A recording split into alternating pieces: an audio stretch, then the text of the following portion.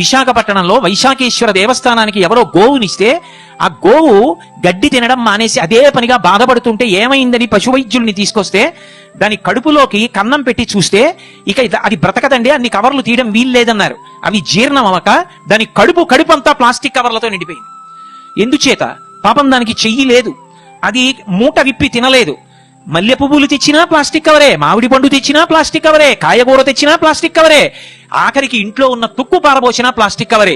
ఇల్లు కట్టుకోవడానికి పునాది కోసం భూమి తవ్వితే ఎన్ని వేల ప్లాస్టిక్ కవర్లు, ఎక్కడ చూసినా ప్లాస్టిక్ కవర్లే.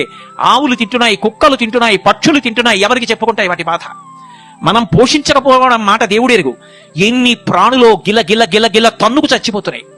కనీసంలో కనీసం ఒక సైను బట్టతో తయారు చేసినటువంటి బట్ట సంచి 10 రూపాయలు ఉంటుంది. మడిస్తే చిన్నదైపోతుంది, జేబులో పెట్టుకుని వెళ్ళిపోవచ్చు.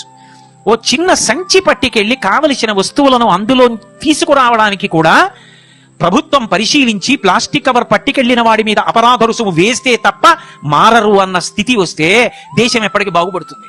ఎప్పటికీ ప్రకృతి మాతకు నీరాజనం. శుష్క వేదాంతం వల్ల ఈ ఆచరణ సాధ్యం కాని విషయాలు ఎన్ని వల్లిస్తే మాత్రం ప్రయోజనం ఉంటుంది?